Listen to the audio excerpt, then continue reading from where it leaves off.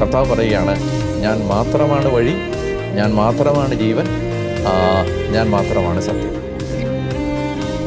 അപ്പോൾ നിങ്ങൾ എന്ത് ചെയ്താൽ മതി? ഉത്കണ്ഠപ്പെടണ്ട.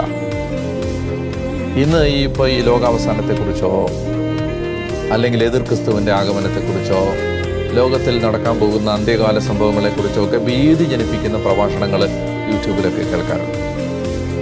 സത്യത്തിൽ കർത്താവിൻ്റെ മടങ്ങിവരവ് ഭയം ജനിപ്പിക്കുന്നൊരു സംഭവമാണോ?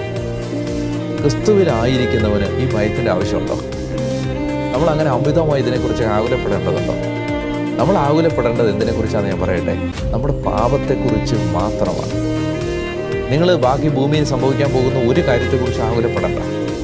നമുക്ക് ആകുലപ്പെടാൻ ഈ ലോകത്തിൽ കരയാനും വിലപിക്കാനും തകരാനും ആകുലപ്പെടാനും ഈ ലോകത്തിൽ ഒറ്റ കാര്യമേ ഉള്ളൂ. ആ കാര്യം നമ്മുടെ പാപങ്ങളെ ഓർത്തില്ല. എത്ര കൊടിയ പാപമാണ് നമ്മൾ ഓരോ ദിവസവും ചെയ്തുകൊണ്ടിരിക്കുന്നത് എന്നതിനെക്കുറിച്ചാണ് ആകുലപ്പെടേണ്ടത്. അല്ലാതെ ഇസ്രായേലിൽ സംഭവിക്കുന്ന കാര്യങ്ങൾ, റഷ്യയിൽ സംഭവിക്കുന്ന കാര്യങ്ങൾ, അമേരിക്കയിൽ സംഭവിക്കുന്ന കാര്യങ്ങളൊക്കെ ഓർത്ത് നമ്മൾ ആകുലപ്പെടണ്ട. അത് ഈ ലോകം ആകുലപ്പെട്ടു.